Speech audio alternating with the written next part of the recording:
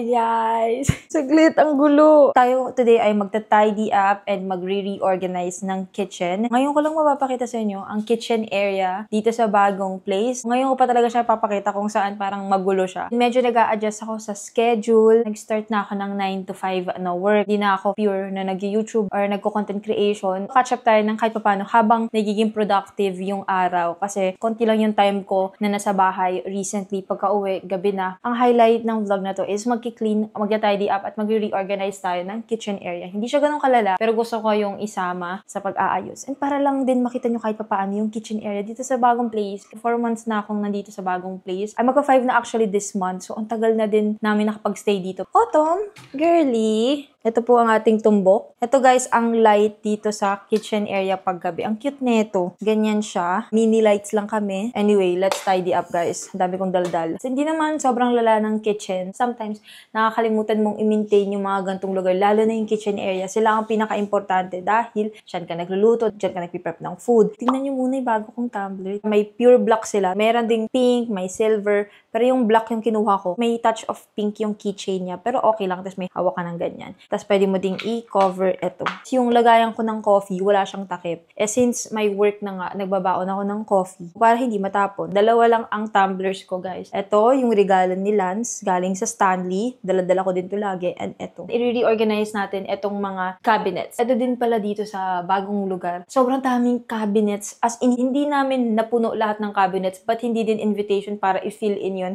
Pero walang laman itong cabinets dito. Walang laman itong baba. Dito sa kabila, cleaning tools na ng mga plate, yung pinakatuktok, wala din siyang laman. At dito na ang pantry table na hindi ko nagagamit as pantry table sa Tagaytay. Ginamit na namin siyang lagayan ng induction. Maalikabok din siya guys dahil I have pets, so kanilang mga balahibo. Lalo na itim ang mga gamit ko, so kitang-kita mo talaga. Kaya alam ko na, hindi nyo halata sa camera, pero alam ko, kailangan ko nang maglinis. Bago na din pala ang aming induction cooker. Ang dami kong parang di nakwento sa inyo. Di ba sa Tagaytay, yung induction ko ay galing sa Dowell. Since sa bahay pa namin sa Cavite, dinala ko sa Tagaytay, mag-almost a year na sa akin yun. Tapos pagkalipat namin dito, pumutok siya. Bumili kami ng medyo heavy duty naman na. Ito guys ay galing Hyundai. Ang ganda din ng induction na to. So pag naghanap kayo ng mga induction cooker, ganyan. Ito, recommended ko din to. Mas heavy siya. Grabe pala talaga din pag itim yung gamit mo. Makikita mo talaga yung alikabok. Umaangat talaga siya. May mga ganito pa akong pets na umaakyat at ang kanilang mga balahibo. Bawal dyan na. Nag-usap na tayo.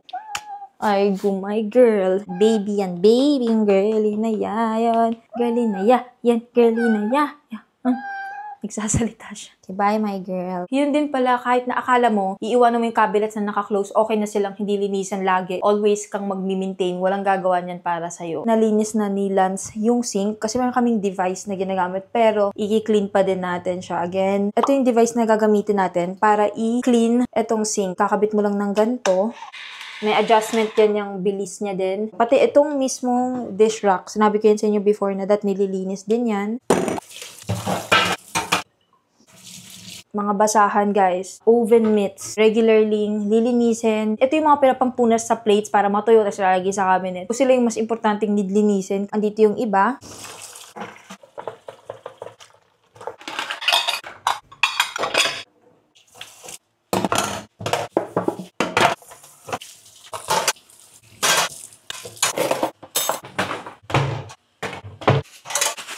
May mga nakatambak pa nga dito eh. Meron din akong itong mga to. May papakita ko sa inyong cabinet mamaya na nahihiya talaga ako. Hindi ko alam paano ko siya i-organize. Lagayan ko ng mga pang food prep. Puno na yung isang cabinet. So, tatry kong ayusin siya. Kasi nahihirapan na rin kami. Nababagsak sila. At may mga babasagin pa. So, example nun is ito.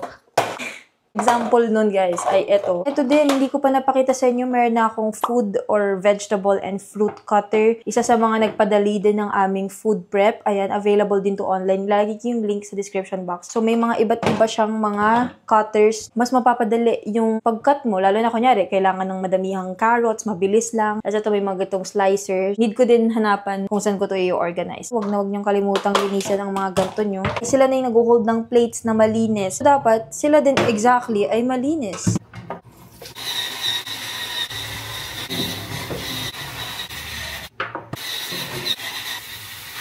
Eto guys, ilan to sa mga heads na meron siya. And then, pwede mo din siyang gawing pangkuskos ng floor. Ihiwalay nyo na lang. Kung sakaling may ganito kayo or ipapurchase nyo to, ihiwalay nyo na lang yung ginagamit nyo for floor and for, you know, sink and mga ganito pang dish. Talagang malilinis ko talaga itong mga to. Mas napadali niya. Nag-upgrade na tayo ng cleaning tools since last time na nag-clean with me tayo.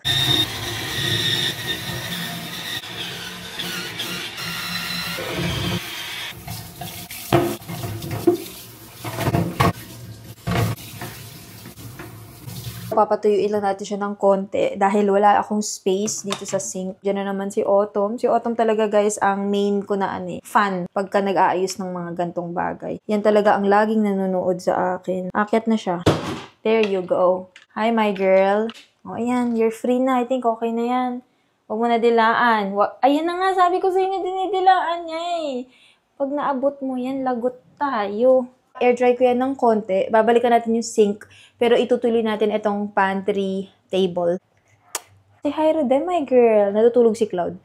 And si Gucci. Ito din guys ay open shelves. Pag open shelves, very prone for dust. Tinatalunan din to nila Autumn. Pero okay sa akin ang open shelves. Kaya din mas trip ko. Gusto ko talaga na monitor ko yung food. Hindi yung magugulat ako na may stock pa pala. Expired na pala. So tinatry namin talagang hindi makapag-expire ng food kasi sayang. Itong mga metal naman na to ay nabili ko sa Lazada. So ilalagay ko yung link sa description box. So ito i-reorganize. Ayusin lang natin. Tatry ko i-maximize yung space dito sa baba kasi rice cooker lang yung meron. Tapos need ko rin linisin itong oven toaster. So, itong oven toaster dito lang namin nilagay dahil andito na diretso yung saksakan niya. Oh, may gawa nito, di ba? Ikaw nagsususuot dyan, kilala kita eh.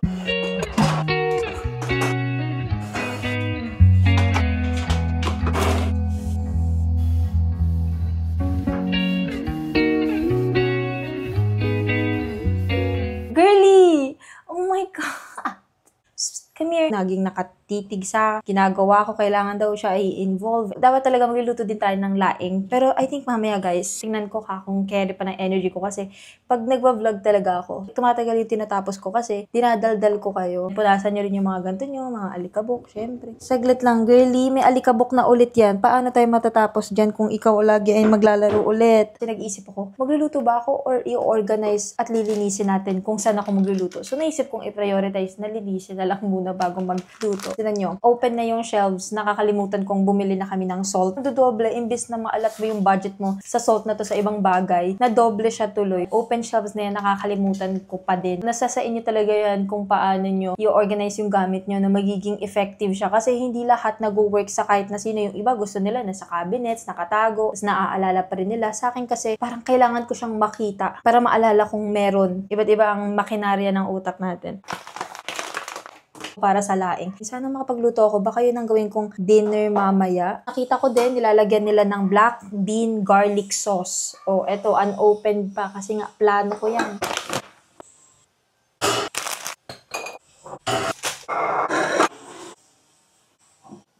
Labas muna yung lilinisan ko. Pero lilinisan ko din yung loob nito, guys.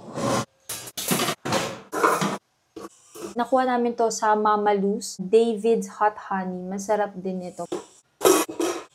Hindi na kami nag-oyster sauce, pero merong option for plant-based Lee Kum Ki. Ito ay vegetarian stir-fry sauce. Kita nyo, paubos na siya. May mga gantong option talaga, guys. Ayan ang aking essentials. Whey protein na to. Kay Lance to eh. Hindi ko alam, hindi niya kayang i-let go.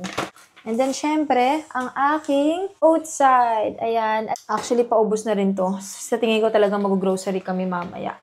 Nutella, plant-based, vegan approved. Ang sarap niya. Tapos plant-based pa siya, plus points. Pwede itong i-check sa Landers. Hindi ko pa siya nakikita sa ibang store. Didiretso kami ng Landers. Second stop namin for grocery para lang kumuha ng plant-based na Nutella. So, ayan yan. Ubos na din to. Pupunasan ko lang naman itong loob ng toaster. Tumigil na din yung nagwi-welding. May mga crumbs siya. Linisan na rin natin tong taas.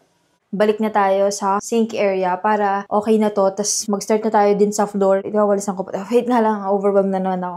Okay, ito muna. Isa-isa. Para tapos na. Para may isa na tayong tapos.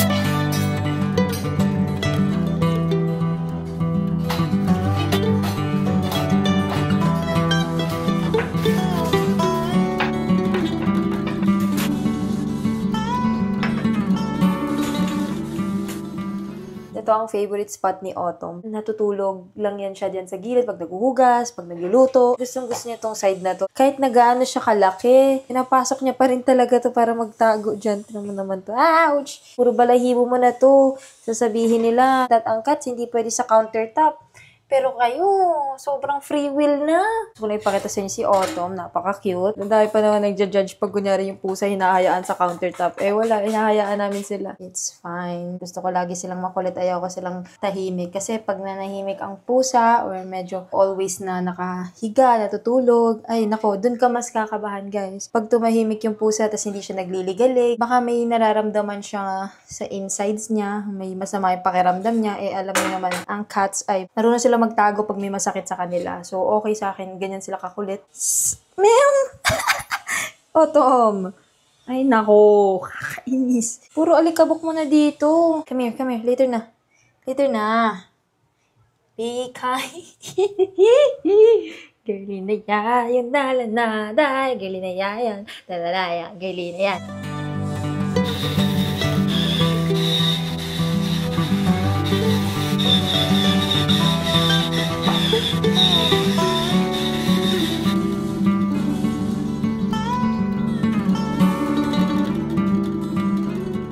Yan na bahay mo, Autumn. Sige na. Beep, beep. Beep, beep. Ganyan. Ano ko lang din siya, nire-rearrange. Pinapagalaw ko yung mga gamit. Katabi mo sila, Autumn. Huwag mo laruin, ha? Babasagin yan. No, lalaruin niya to. Nasisigipan ako, masyadong crowded. Ito na lang. Ay, mas pangit. Para maiba. Tatidy up natin itong area na to. Mamaya makikita niyo yung cabinets. Kasi pupunasan, i-rearrange lang naman. Kasi medyo may mga magugulong areas na. So, need kong hanapan ng lugar. Kasi sobrang konti na lang. Patapos na ako. Tapos na to. Tapos na rin ito. Grabe, oh. Sobrang linis na niya.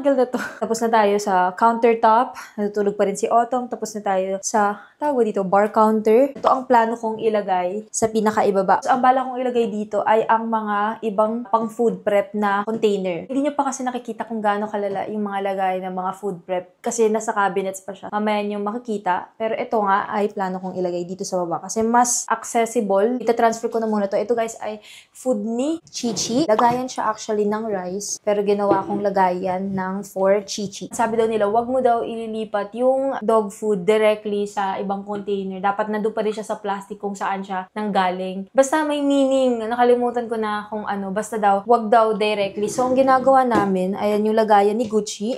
Andito pa din yung plastic. Ayan. Ito na yung mismong lagayan ng plastic doon galing sa sako. Kung nagigets nyo yung sinasabi ko or maayos yung pag-explain ko. Dito ko lang nilalagay yan sa gilid. Kasi nga, itong mga drawers na nandito, hindi na namin na ma-maximize. Guys, walang laman yung mga yan. Magva-vacuum ako. Parang ramdam na ramdam ko ang mga, alikabok sa lapag. So, i-vacuum ko bago tayo mag-continue sa mga cabinets.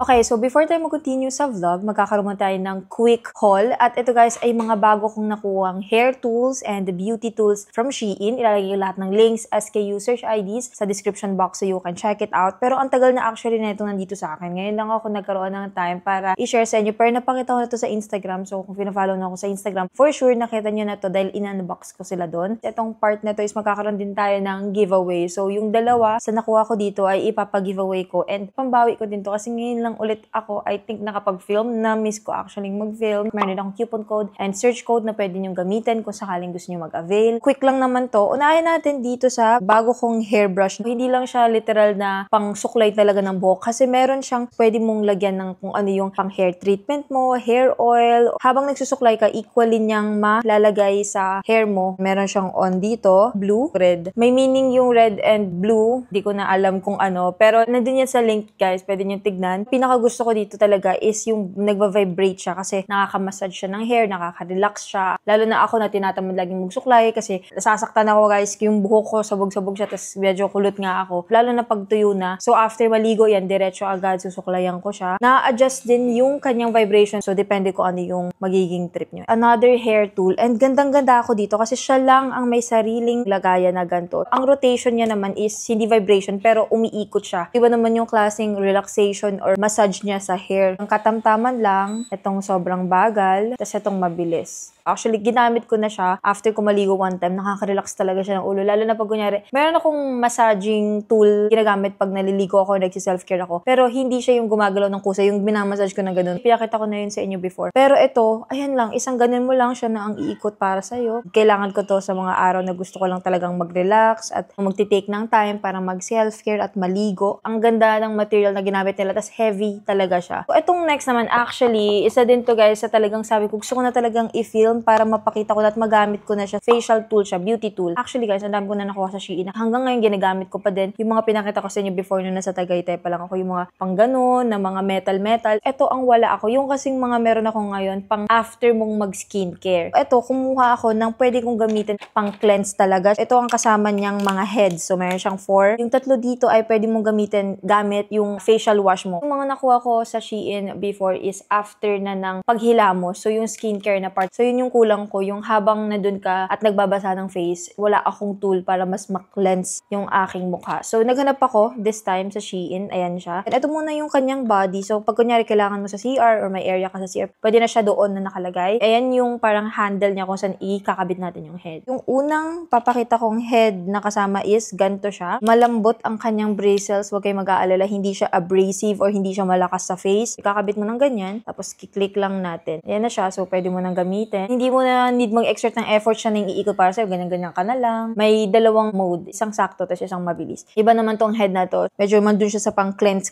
na talaga. Ito kasi yung dulo niya is parang pabuka. Ito mas nakakat. So, iba sila ng intensity ang tawag dun sa pag-clean ng face. Ganito na yung mga dati kong na-try. Ito naman parang rubberized or parang plastic siya. Ito mas chill lang din yung kanyang pag-clean. Itong last, feeling ko pwede mo siyang gamitin after mong mag-facial wash and then sa skincare mo. Kasi metal lang siya, tapos parang roller. Ito yung mga meron ako dun na na-try na before. I think ito pang after na lang ng facial wash ko gagamitin. Pero kung gusto nyo mas less yung ano sa mukha, yung tamang massage lang yung facial wash nyo, pwede nyo rin tong gamitin. And then syempre ang kanyang charger. Tapos ang cute kasi meron na siyang lagayan. Pwede ko nang nakatabi ng ganyan, hindi mawawala yung mga heads. Sana soon makapag self-care night tayo, self-care day. Parang ang tagal na ng vlog na ganun. Muntikan ko nang makalimutan ang isa sa pinaka-favorite ko na nakuha recently sa Shein. Wait. Kasi ito guys, ginagamit ko araw-araw. Pinakita ko rin to sa Instagram. Medyo nalilate ako sa YouTube. Pero sa Instagram guys, nandun medyo active ako doon. Tri-fold na salamin na may LED siya. So, pwede mo siyang isaksak para mag-on yung ilaw or pwede mo siyang lagyan ng battery. Hindi ko pa fully nagagamit yung lights neto kasi may liwanag naman so hindi ko kailangan. Pero yun, I think lagyan ko siya ng battery kasi nakakatamad magsaksak-saksak. Oh, magigising si Gucci. Hinahabol ni Gucci mga reflection. Tri-fold siya. Meron siya ditong pang magnify na side. And then meron pa siyang isa pa na pwede mong idikit na detachable naman. Nandun kasi sa closet. But anyway, ilalagay mo siya dito pag gusto mong mas zoom pa talaga. So, meron din ganyan. Itong normal. Ito na talaga like main mirror ko na ginagamit pagka everyday makeup. Ang galing lang talaga nitong tri-fold siya. Tapos pwede mong itago para siyang iPad. Narurotate din siya. Para talaga tong iPad. Tapos in-adjust ko lang din yung sikip dito guys kasi dumating to ng parang bumabagsak. Sabi ko, hala parang mabigat ata yung upper part. Hindi kaya ng stand. Na-adjust mo lang siya dito. So kung may screw kayo ganyan, screwdriver, ikot-ikot niya lang, okay na yan. Itong last to na, yung sinasabi ko sa inyo na ipapa-giveaway ko sa vlog na to. So ako kasi guys, meron na ako talagang ginagamit na hair straightener na ang tagal ko nang ginagamit and effective siya para sa buhok ko pag gusto ko mag-straight. So yun guys ay from Shein din. Kumahanap ko yung link noon, ilalagay ko sa description box so you can check it out. Yun na talaga yung ginagamit ko. Meron siyang parang lagayan ng water sa likodan kasi pwede mo lagyan ng water, tas steamer siya. Parang feel ko less niyang nadadamage yung hair ko. Ito gusto kong i-share sa inyo and isa lang ang magiging giveaway winner nito. So kung sino man yung pinakamadaming comments, siya ang may chance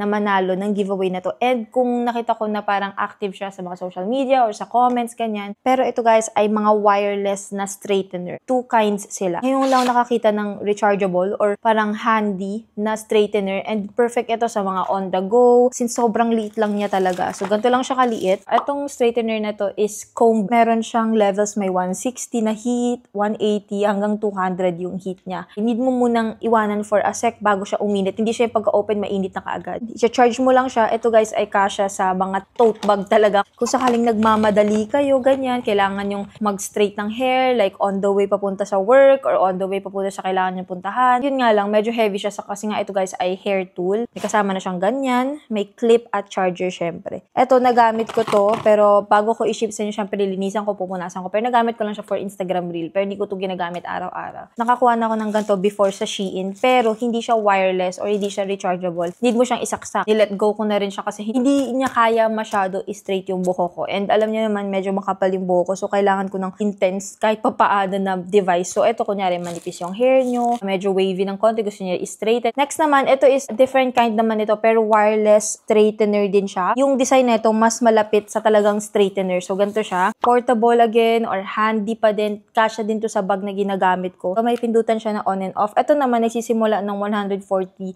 Celsius. Yung isa kasi diretso 160. So ito 140, 160, 180 hanggang 200 din siya. Hindi ito katulad ng mga straightener na parang mabilis na iinit. So iwanan niyo muna for a sec. Ayan, mainit na siya kasi 200 yung kinuha ko. Ito kaya talaga to sa medyo maninipis na buhok, pero sa buhok ko parang feel ko malulobat siya. Hindi niya pa nasi-straight. Kalahati ng hair ko. Tapos ang ikli na ng buhok ko. Pero parang hindi pa rin carry talaga ng mga straightener na to. So imbes na nandito lang sila sa bahay, gusto kong i-share at ipa-giveaway sa inyo. May guide siya sa loob, may suklay. May dalawa naman siyang clip at saka itong kanyang charger. Yung mechanics guys for the giveaway ay nasa description box, so you can check it out. More comments equals more chances of winning. Pwede kayo mag-comment ng sobrang dami. And then wag niyo lang i-add yung at kasi sometimes naaano siya ng YouTube as a spam. Pambawi ko lang kasi medyo inconsistent ako sa YouTube. But babawi ako soon guys. Ito lang naman ang ating quick commercial, quick haul. Balik na tayo guys sa vlog. Dito na tayo sa mga cabinets. Ito yung cabinet kasi sabi ko sa inyo lagayan ng mga containers. Nakakahiya saglit. Oh, ayan na nga, naglaglagan. Ayan yung i-figure out ko kung paano ko siya i-organize. Hindi ito yung mga Tupperwares na, you know, yung Tupperwares na pag nag-take out ka. Ito yung mga film ko sa inyo nung home haul. Talagang literal na lagayan talaga sila. Pero yung iba plastic, naglalaglagan. Lagayan to ng bags ko. Kung nakita niyo yung bedroom makeover. Pero ginawa ko siyang dito na lang para lagayan ng mga takip. Kasi nga inattempt ko dyan yung mga takip. Pero wala, hindi siya na-maintain. So, ayan ang first nating cabinet. Itong mga next naman, medyo okay to guys. Maintained ito, pero need nating punasan. Itong last naman, okay din siya, pero need ding i-reorganize at punasan. Ito na sa taas, mga pants. Hindi ko nga alam kung dapat nandyan sila eh. Kasi yan yung mga laging ginagamit talaga. Kakanash ko din kung saan ko nabili itong mga organizers. Actually, yung mga plates ko, lahat yan mostly ay online. Konti lang yung binili ko sa Japan Surplus. Pero kita nyo, lahat halos black guys. Makikita mo talaga na trip ko talaga yung itim. Pwede ko ilipat dito yung, ayan, yung rolled oats. Etong mason jar na to, babasagin to guys ha. Ganyan yung open and close niya. Ang dami kong sizes na kinuha dito. Meron pa akong mas malaki. Sealed talaga siya, as you can see. Yan na naman si Autumn. Yan na naman ang ating fan.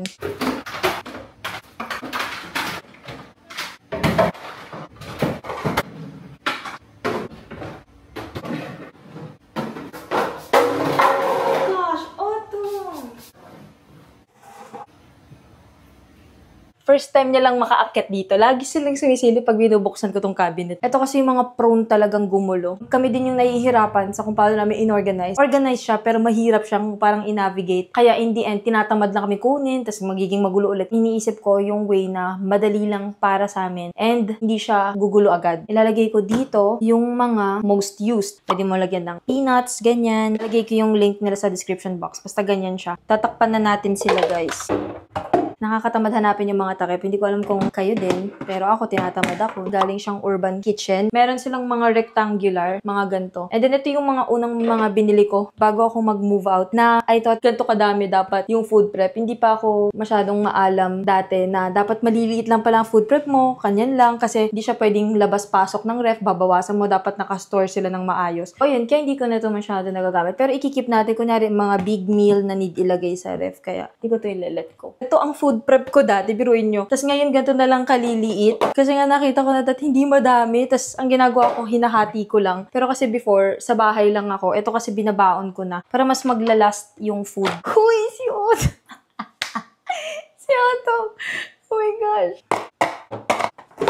Ito yung aim ko guys, sa susunod, goal ko talaga lahat ng pang food prep ko ay babasagin. Nabibili din siya online, pero ito ina-avail namin sa Landmark kasi may discount. Ganito ko lang siya ina-organize. My gosh, nag-enjoy ako actually. May mga malalaki, pag kunyari, spaghetti.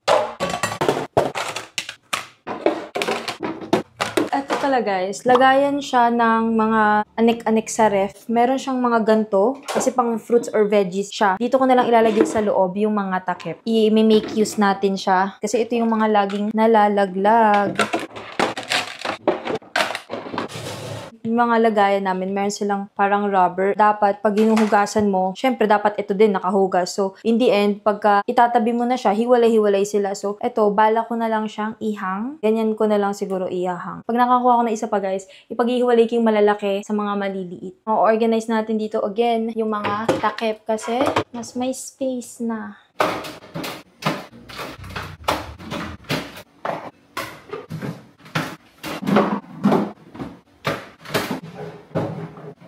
Ayan siya guys. Nandito sa gilid yung mga rubber. I'm so happy. Done na tayo dito sa first. I think dito sa iba guys ay tatanggalin ko lang tapos pupunasan ko tapos ibabalik lang natin.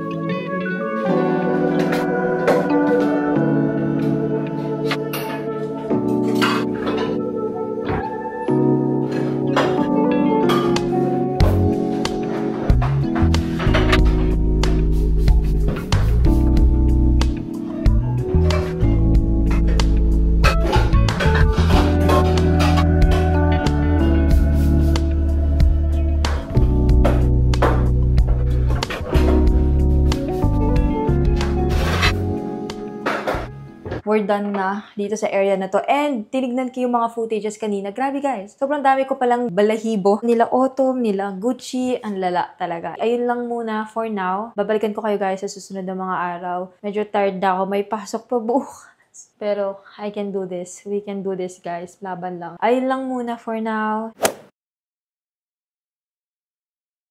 Ngayon, ito yung sinasabi ko sa inyong lulutuin ko, yung laing. Nandito na yung garlic, onion, tas ginger. Hindi ko sure kung okay pa yung mga medyo dark na or brown na. Kaya pinaghiwalay-hiwalay ko. Taro leaves pala ang tawag dito. Coconut milk, lee kumki, black bean garlic sauce. First time kong lulutuin ang laing. Si mami lang ang nagluluto sa akin, sa amin neto. Pero dati nilalagyan niya ng meat. Tapos din rin yung lagyan din ng tuna. Wala tayong ilalagay na kahit na ano. Literal na laing lang talaga siya. Tapos nung pinanood ko yung YouTube video guys, natakam ako, kaya napatayo ako para lutuin siya ngayon. Akala ko medyo complicated siyang lutuin. Mabilis lang pala. Kailangan mo lang siyang ipa-simmer. Di ko din alam kung pwede to i-meal prep kasi meron siyang coconut milk.